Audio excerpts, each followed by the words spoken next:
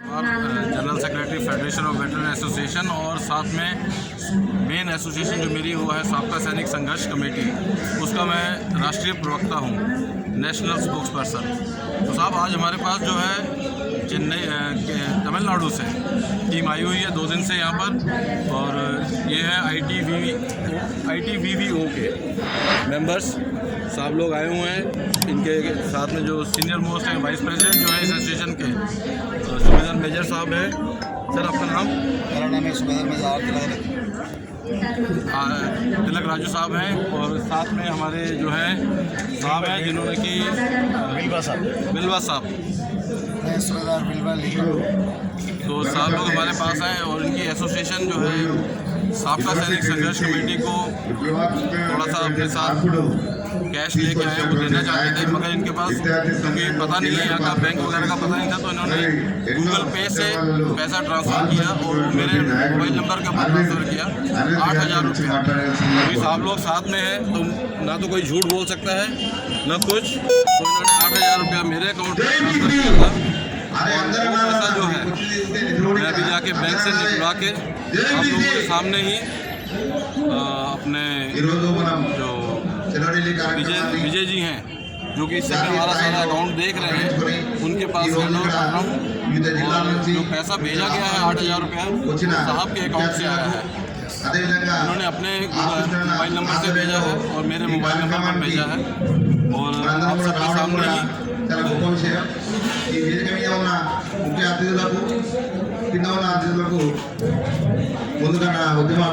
क्योंकि मैं अपने घर के लिए भी पैसा निकलवा के लाया हूँ बैंक से अपने अकाउंट से, तो पैसा ज़्यादा है, लेकिन इन्होंने 8,000 रुपया ही दिया है।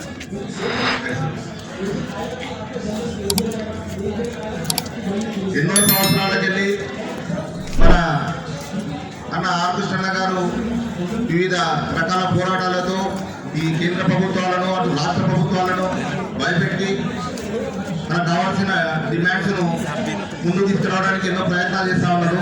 దానిలో భాగంగానే ఇప్పటికీ అన్న ఎన్నో కార్యక్రమాలు విజయవంతం సాధించి మనకు ఈ రిజర్వేషన్ కనీసం ఈరోజు అనుభవిస్తున్న మినిమంగా కొన్ని రకాల రిజర్వేషన్ అయితే మనం పొందగలుగుతున్నామంటే దాని స్ఫూర్తి ఆర్కృష్ణ గారు అనే విషయం మనందరం కూడా గమనించాలి. అదేవిధంగా బీసీలకు చట్టసభలో 50% రిజర్వేషన్ కావాలని ప్రతి ఒక్కరు కూడా మనం కలలు కంటానే ఉన్నాం.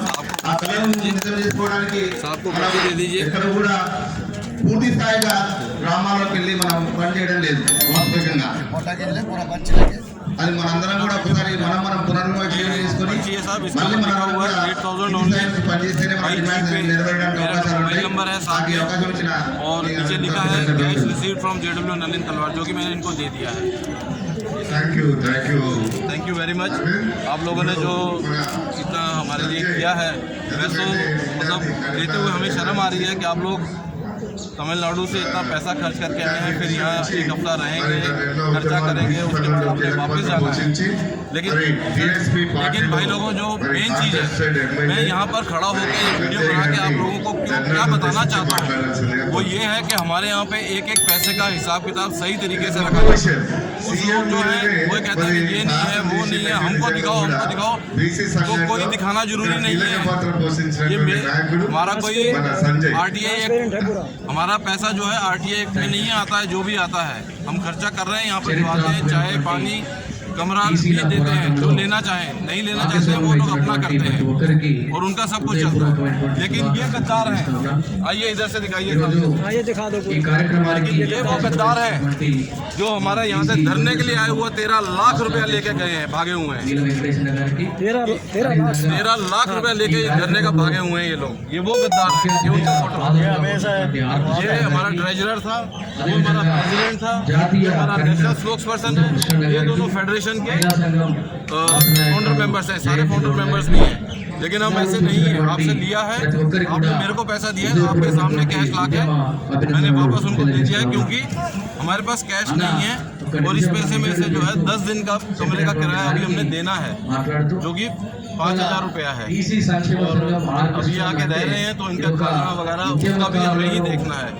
तो केरला से आए हैं Gopal ji. He will be staying in that room, और भी कोई गेस्ट आते हैं तो साथ में रहते हैं, तो वो भी हम लोग आपस में कंट्रीब्यूट करके इनके लिए करते हैं ताकि इनका आगे चल सके। मेरा सब भाइयों से निवेदन है कि अगर आप यहाँ कुछ ना कुछ आप भी हो लेके जाएं ताकि हम ज़्यादा दिन नहीं चलेगा, कम से कम जब तक आचार संहिता नहीं लागू होती तब तक हमारा जरूर चलेगा, हम इसे रुकने नहीं देंगे। और इसके साथ हमारे मेजर साहब भी कुछ कहना चाहते थे, मैं माइक ఇవాళ కూడా మరొక కార్యక్రమం చేపట్టుకుంటున్నాం. ఇవాళ ఆర్ కృష్ణన్న చట్టసభల్లో గొంతుగా ఉంటూ యావత్ దేశ బీసీల యొక్క వాయిస్ వినిపిస్తున్నటువంటి క్రమంలో అదేవిధంగా ఇవాళ దేశంలో బీసీలు ఎదుర్కొన్నటువంటి సమస్యను కూడా పరిష్కరించడానికి పోరాటాలు చేస్తా ఉన్నారు. వారు పార్లమెంట్ లో పోరాటం చేస్తా ఉన్నారు, అదేవిధంగా ఇక్కడ జంతర్ మంతర్ దగ్గర పోరాటం చేస్తా ఉన్నారు, అదేవిధంగా రాష్ట్రంలో పోరాటం చేస్తున్నారు, అదేవిధంగా ప్రజలలో కూడా పోరాటం చేస్తున్నారు. ప్రతి బీసీ కోసం పనిచేస్తున్నటువంటి నాయకులుగా ఉన్నారు. ఇవాళ కేంద్ర ప్రభుత్వం నేను బీసీని ప్రధానమంత్రిని చేసినాలని చెప్పుకుంటున్నటువంటి కేంద్ర ప్రభుత్వం కనీసం బీసీలకు సంబంధించినటువంటి ఎలాంటి కూడా ఆలోచన చేయకపోవడం, బీసీల పట్ల చిత్తశుద్ధి లేకుండా వ్యవహారం చేయడం నిజంగా కూడా శోచనీయమైనటువంటి విషయం. ఇవాళ మనం డిమాండ్లో భాగంగా పెట్టుకున్నాం బీసీలకు కేంద్రంలో మంత్రిత్వ శాఖ ఏర్పాటు చేయాలి. ఇవాళ కనీసం కేంద్రంలో బీసీలకు మంత్రిత్వ శాఖ కూడా లేకుండా బీసీల ఊస లేకుండా చేస్తున్నటువంటి ఈ ప్రభుత్వాల యొక్క వైఖరిని ఎండగట్టడానికి దేశంలో ప్రతి బీసీ కూడా ఒక్కటి కావాల్సినటువంటి అవసరం ఉంది. ఎప్పుడో 1831లో చేసినటువంటి జనాభా లెక్కల్లో క్యాస్ట్ సెన్సస్ ఇప్పటి వరకు కూడా లేకపోవడం, కులాల వారీగా లెక్క పెడితే ఇక్కడ ఎక్కడ అన్యాయం జరుగుతుంది బీసీలకు.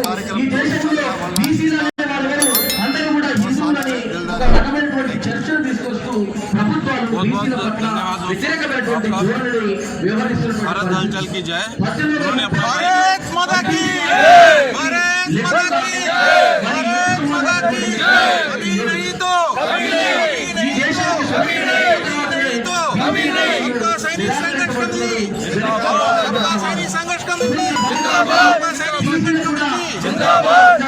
జిల్లాధ్యక్షుడు మాట్లాడుతూ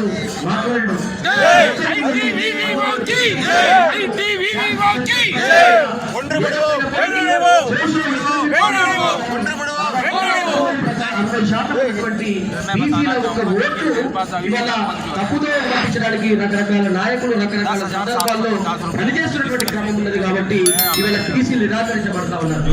బీసీలకు క్యాస్ట్ వైజ్ సెన్సెస్ కావాలి, అది లేకపోవడం వల్ల ఇవాళ ఎక్కడ ఎలాంటి ప్రభుత్వ పథకాలు చేసినా కూడా ఆ పథకాలలో కోర్టుల దగ్గర వచ్చి ఆగుతా ఉన్నది. కేంద్ర క్యాబినెట్ ఆమోదం తెలుస్తుంది, పార్లమెంట్ కూడా ఆమోదాలు వచ్చిన